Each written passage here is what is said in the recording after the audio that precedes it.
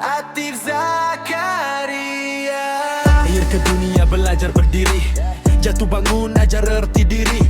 Tak semua jalan indah belaka, tapi sabar jadi teman setia. Ada hari gelap, ada sinar, doa jadi kuat. Bila hampir goyah, tak kejar laju, tak cari nama, cukup melangkah dengan percaya. Ini langkah hidup Atif Zakaria, perlahan tapi tetap positif. Biar lambat asalkan istiqamah, usaha, sabar, doa jadi arah. Ini langkah hidup Atif Zakaria, perlahan tapi tetap positif.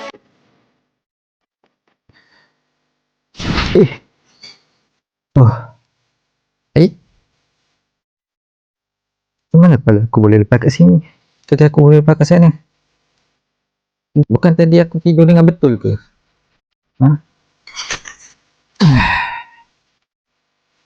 Okey, langsung tidur. Sekejap lagi nak pergi kerja.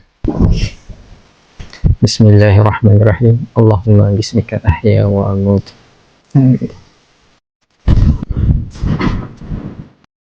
Tak apalah. Aku pukul berapa dah ni? Aku lambat dah pergi kerja. Dah lambat dah ni nak pergi kerja. Pukul 1 lebih dah. Kerja masuk pukul 2. Alamak.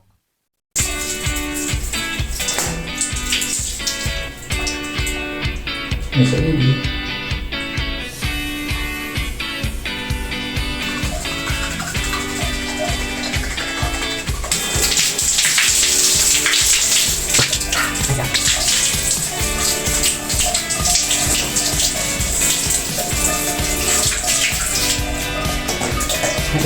Dah lagi.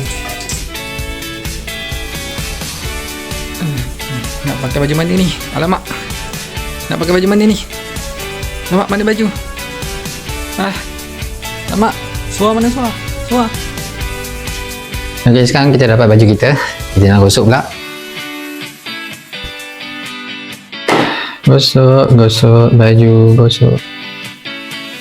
Gosok baju, gosok baju. Gosok. Kenapa kedut tak hilang ni? Kenapa kedut tak hilang? Lah, pelak tak buka. Orang dah lambat. Pelak tak buka. Dah buka dah sekarang. Okey, kita tunggu sekal kita panas. Jadi kita boleh sambung menggosok. Gosok baju.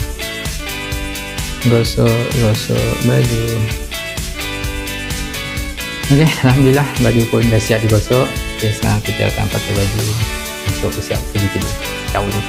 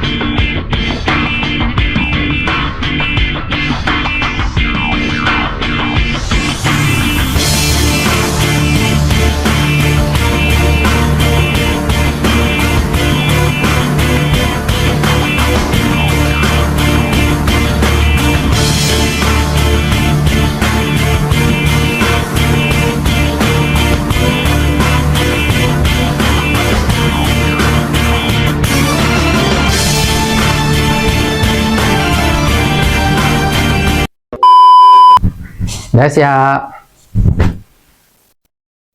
Masih sotrek.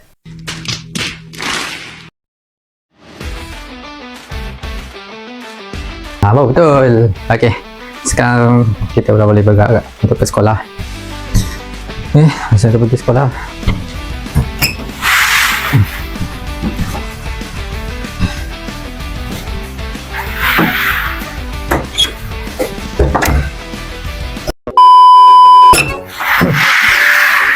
Kereta lupa. Aduh.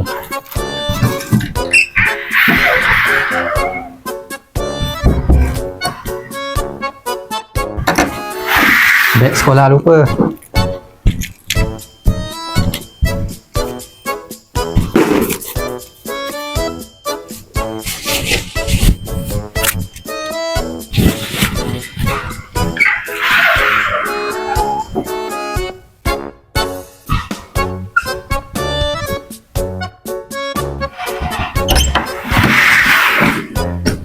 Kasut dan stoking.